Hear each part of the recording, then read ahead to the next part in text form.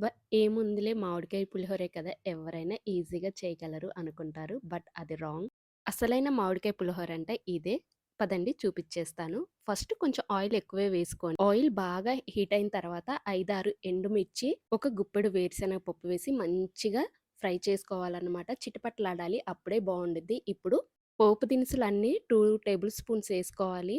పులిహోర అనగానే ఎక్కువ దినుసులే ఉండాలనమాట. పోపు దినుసులు ఎంత యేసుకుంటే అంత టేస్టీగా ఉండిద్ది. సో, ఇప్పుడు అవన్నీ మంచిగా ఫ్రై అయిన తర్వాత పచ్చిమిర్చి కూడా యేసుకొని మంచిగా ఫ్రై చేసుకొని, ఇప్పుడు మెయిన్ అనమాట ఇంగువ. ఇంగువ యేసుకోలేదు అంటే ఖచ్చితంగా నరకానికెళ్తారు అని పెద్దలంటారు. ఇంగువేసిన తర్వాత కరివేపాకు, పసుపు వేసుకోవాలి. నెక్స్టు ఒక మామిడికాయ మొత్తాన్ని తురుము పట్టుకొని వేసుకోవాలి. ఇది ఒక 5 మెంబర్స్ కంటే ఒక ఫ్యామిలీ మెంబర్స్‌కి సరిపోయిద్దనమాట. ఇప్పుడు మంచిగా ఈ పచ్చి మామిడికాయ వేసిన తర్వాత ఒక 3 మినిట్స్ బాగా కుక్ చేసుకోవాలి. అంతా కుక్ అయింది. గ్యాస్ ఆఫ్ చేస్తున్నాం అనే టైంలో సాల్ట్ వేసుకొని ఇలా పొడి పొడిలాడుతున్న అన్నంలోకి ట్రాన్స్‌ఫర్ చేసేసుకోవాలి.